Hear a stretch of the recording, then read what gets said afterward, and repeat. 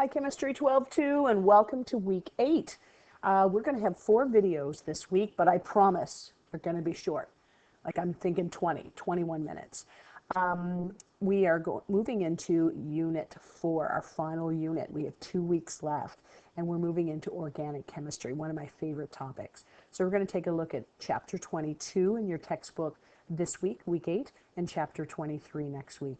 Chapter 22 is on hydrocarbons, so what is organic chemistry, and we're going to take a look at some families known as hydrocarbons, and we're going to really learn how to name. There's so many things you can talk about when it comes to organic chemistry, but really the first thing you have to learn is how to name organic compounds, how to recognize them, how to draw structural diagrams for them. So that's going to be our focus here. So in Chapter 22, we'll take a look at hydrocarbons and isomers. And in Chapter 23, we'll take a look at hydrocarbon derivatives and just a few organic reactions. There's hundreds and hundreds of organic reactions, but we're going to take a look at 5. So we'll take just a primitive look at a few types of organic reactions that might occur. So before we jump right into it, this week we're going to talk about alkanes, alkenes, alkynes, and cyclic hydrocarbons. So those are the 4 types or 4 families we want to talk about. They're families because they have common chemical properties. And we'll take a quick look at some of those chemical properties as well. But our main goal here is knowing how to recognize members of a family, how to name different members of a family, and how to draw structural diagrams. Those are really our big three outcomes. So I think this first video will just be a quick intro to organic chemistry and just a few little pieces of information we need. Our second video will be really the basics of how to name and draw hydrocarbons, and we'll start with the family alkanes.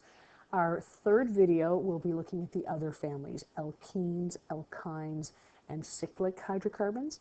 And our fourth video will be on isomers. So what are isomers and how can we draw isomers? Okay, so organic chemistry, it's really the chemistry of carbon compounds. But if you go back about 200 years, actually they had a different overview of what organic compounds were. They thought organic compounds could only be produced by living organisms. Some thought that there was actually a vital force that was actually necessary, and only living cells had this vital force, and they were able to produce organic compounds with it. So years ago, 200 in fact, we had organic compounds being described as compounds obtained from living organisms, whereas inorganic compounds could be obtained from mineral sources, so they were naturally occurring on Earth.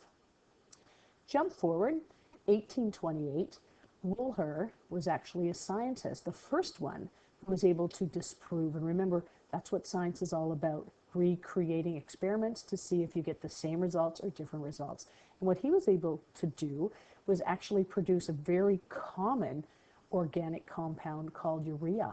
But he didn't use a living source. He was able to use inorganic substances in a lab and produce urea, which is one of the important compounds found in urine. So, boom, he's come up and he's done it many, many times. So now we have to come up with a new definition, right? Move forward. And the new definition that we are still using today for organic chemistry is the study of molecular compounds of carbon. So compounds of carbon, where carbon is being molecularly bonded, or in other words, carbon creating covalent bonds. Okay? So that's really what we look for. A compound that has carbon and the bonds are molecular or covalent. And if we see inorganic compounds of carbon, and there are a few out there, probably these carbon atoms here will be forming ionic bonds. So if you have ionic bonds with your carbons, it's inorganic, like carbon dioxide. Whereas if you have molecular or covalent bonds between your carbons, chances are it's organic. Okay? So why is carbon so cool? I mean, a whole branch of chemistry named after carbon? Well, if you take a look at carbon, you'll remember the Lewis dot diagrams. We've talked about Gilbert Lewis a couple times these last few weeks. And Lewis dot diagrams were a way to illustrate the valence electrons of atoms. And so when you take a look at carbons, it's in group 14, so it has 4 valence electrons. Silicon also has 4 covalent, valence electrons. But these valence electrons actually gives carbon some really unique properties. And those properties are really highlighted when you look at organic compounds. The properties are, one, that you can create chains, very long continuous chains of carbon, or you can join those chains together and create rings or spheres or sheets of carbon. So carbon loves to bond with itself, and it will continually bond with itself over and over and over again, so you can have these long, long chains or rings of carbon. The other neat chemical property is that carbon likes to create single, double, and triple covalent bonds. Just a quick review from grade 11. A single covalent bond is when two atoms share one pair of electrons. A double covalent bond is when two atoms share two pairs of electrons. And a triple covalent bond is when two atoms share three pairs of electrons. And carbon, look at this, 1, 2, 3, 4. It has the ability to create 4 covalent bonds. So you'll see carbon compounds often will have single, double, and triple bonds.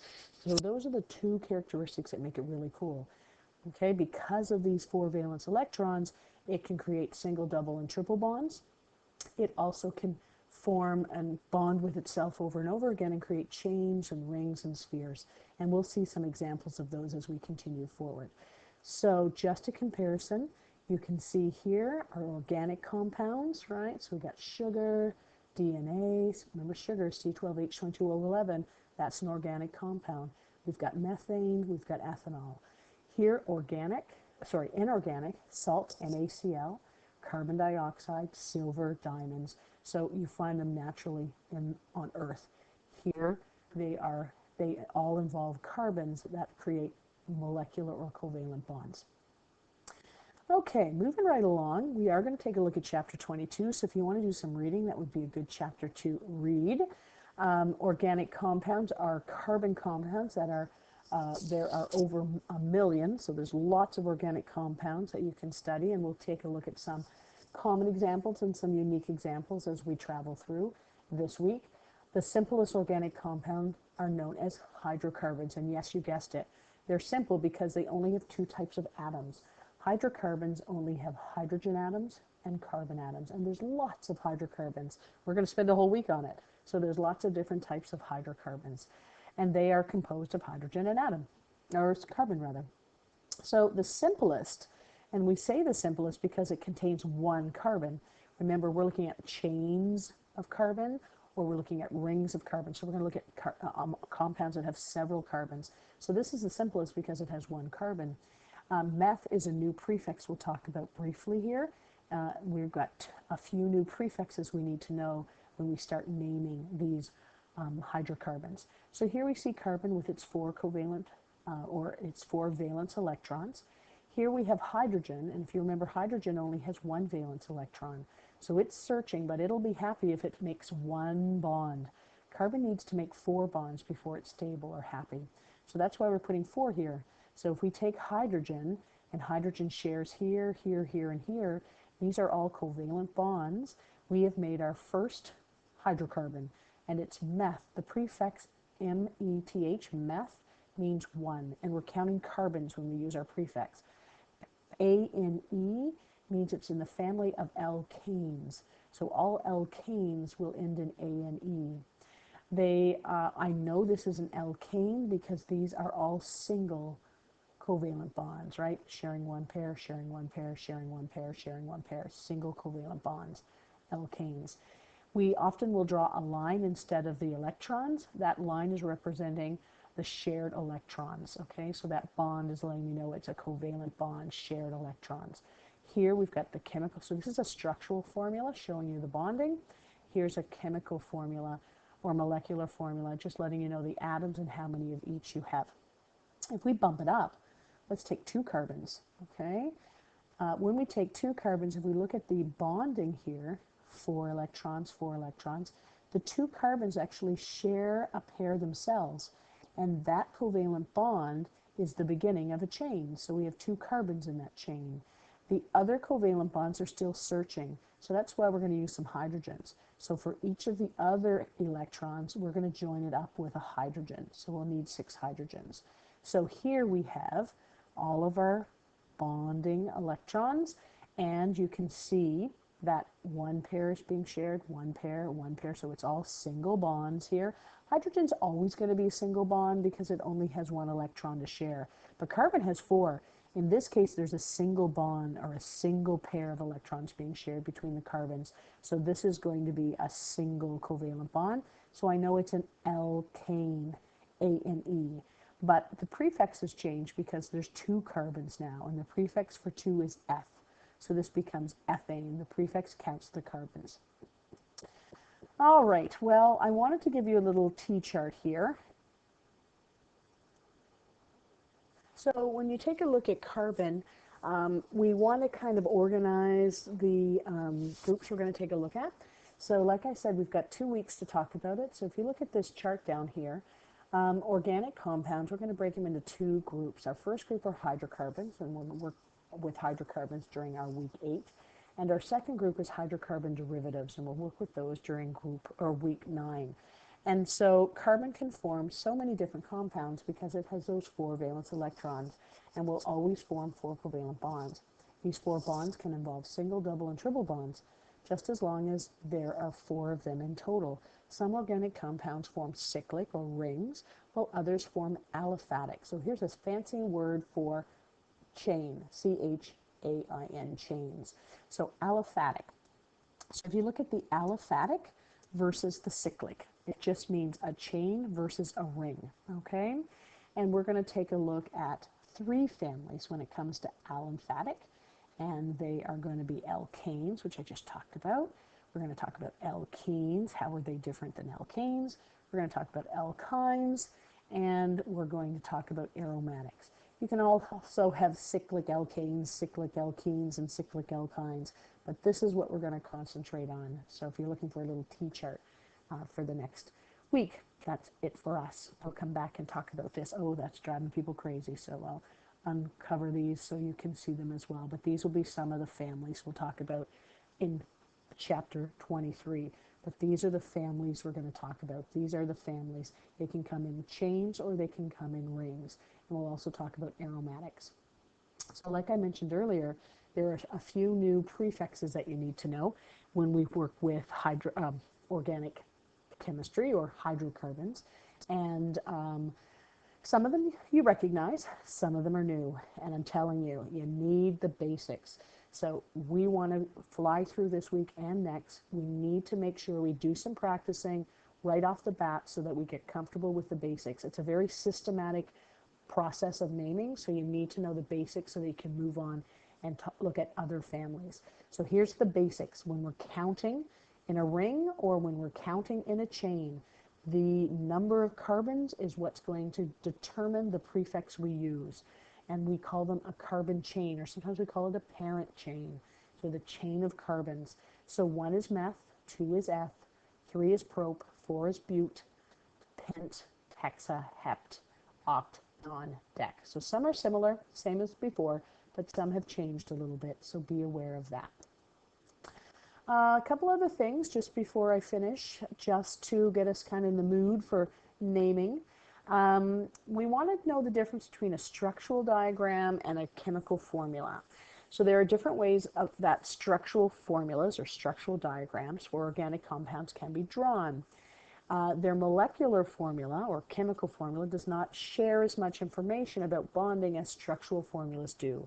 This will be discussed using examples throughout the material. So if you take a look at this chart that I took right from your textbook, I wanted to show you the difference between a molecular formula and a structural formula. A molecular formula is really what we've been working with so far.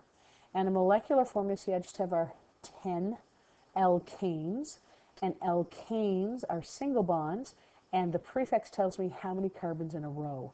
So here you can see the chains being built as we go down. Methane, 1 carbon.